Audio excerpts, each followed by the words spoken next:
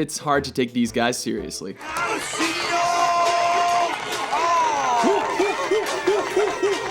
Welcome to WatchMojo.com, and today we'll be counting down the top 10 most hilarious movie villains. It's the Stay Puft Marshmallow Man. Number 10, Kim Jong-il, Team America, World Police. Do you have any idea how f***ing busy I am? Kicking off our list is the puppet that put a gut-busting spin on the real-life North Korean tyrant. Hans Briggs? Oh, no! Oh, hello. Great to see you again, Hans. Voiced by Trey Parker, this ruthless and foul-mouthed villain makes us laugh with every motion and word. The new world is inevitable. It's what? Inevitable. One more time? Inevitable! Things are inevitably going to change. But the hilarity doesn't end with his not-so-subtly racist voice, as he allies himself with FAG, keeps deadly Black Panthers for pets, gives the UN weapons inspector the dip in the pool, and sings about his feelings. I'm so lonely, so lonely, so lonely inside real Rome. Number 9, Beetlejuice, Beetlejuice. Beetlejuice. It's showtime. Next up on our list is the title character from Tim Burton's morbid classic, the one-of-a-kind freelance demon bioexorcist. Hey, be back now.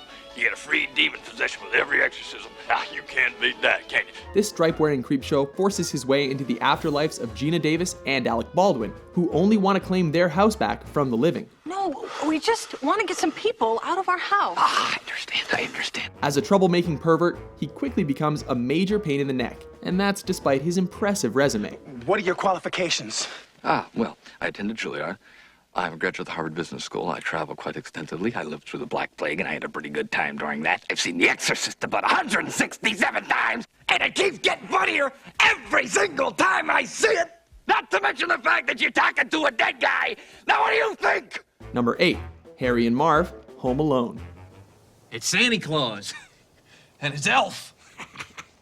A comedic duo, these dim-witted robbers are notoriously known as the Wet Bandits. All the great ones leave their mark. We're the Wet Bandits. You're sick, you know that? You're really sick. Aiming to rob a house occupied by a lone child, the amount of fail they bring to the table is unmatched.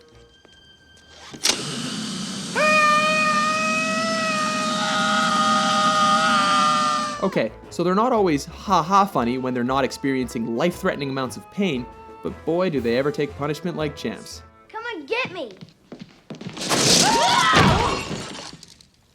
You guys give up, or you're thirsty for more? Wait, did they really plan to kill an 8-year-old? You're missing some teeth. Where? That's my go-to. My go-to. I'll kill him. I'll kill him!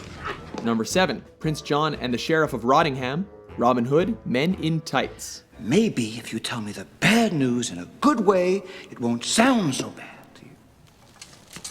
The bad news in a good way. Yes, I can do that. Yes, bad news in a good way, yeah.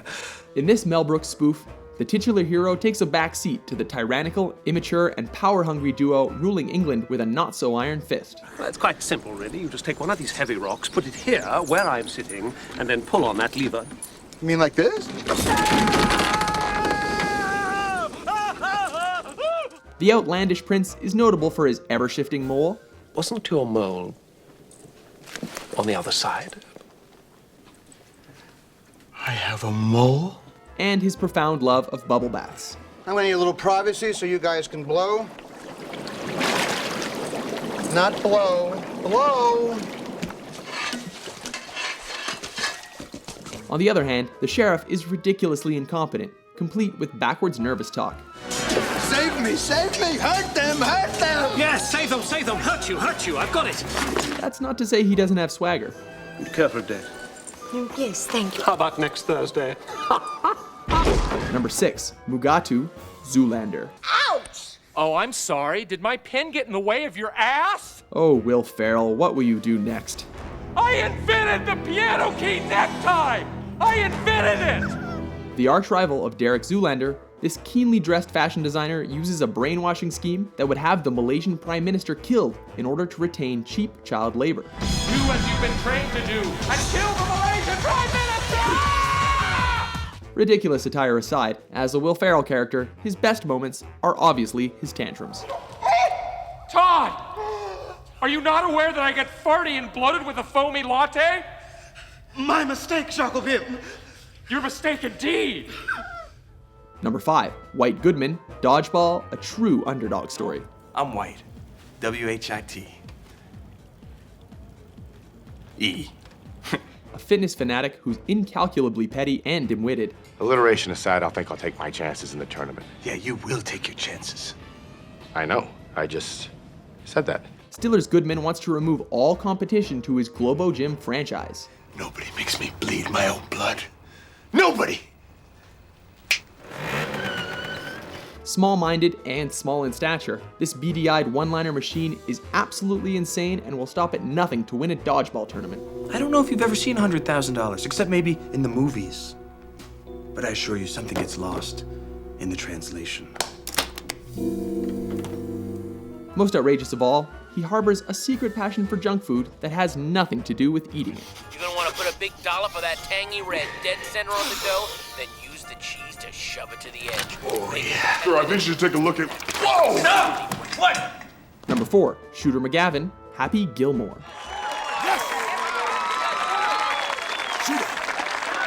Another sports villain, this one concerns himself with golf. What do you think of Happy Gilmore? I didn't get a chance to see him play.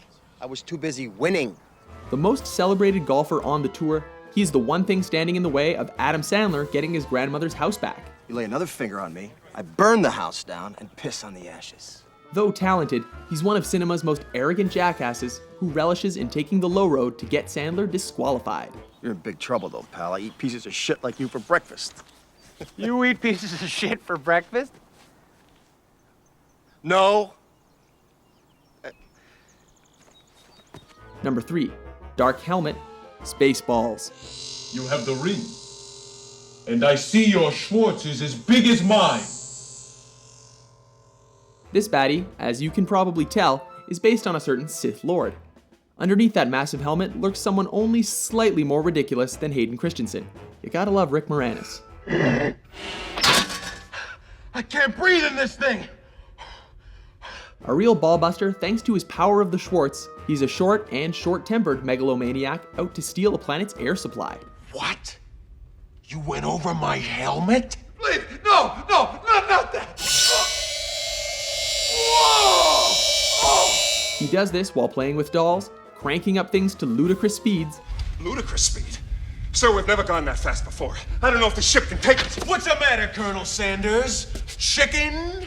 And harboring a strange connection with the hero. I am your father's brother's nephew's cousin's former roommate. But like the rest of us, he hates it when he gets his Schwartz twisted. I hate it when I get my Schwartz twisted. Number 2, Ernie McCracken, Kingpin. So which opponent poses the biggest threat to you in the tournament? If I get drunk and fall down, hurt myself, I might lose. Sure, babe. Hold on to your mama tight, because Big Ern is coming. When I found out little Billy here was growing up without a daddy, I had to do something.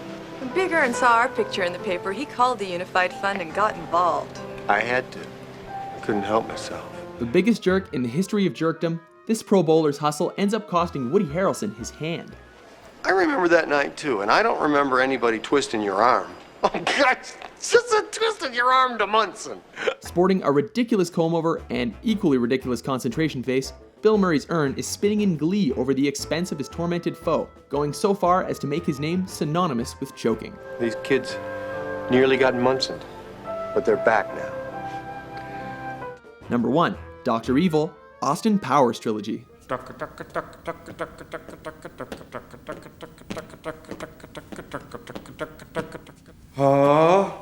Was there any doubt?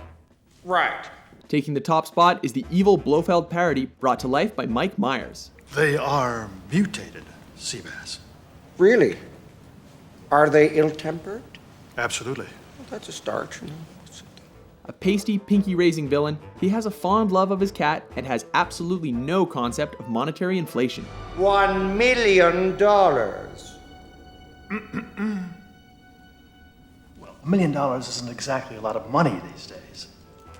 What he does have is a wild imagination, a love of dismissing employees, awesome sounding sharks, Are those sharks with laser beams attached to their heads? a miniature clone, No, we don't gnaw on our kitty. Leave me, no. and the weirdest origin story we've ever heard. At the age of 14, as a roastery named Vilma ritualistically shaved my testicles.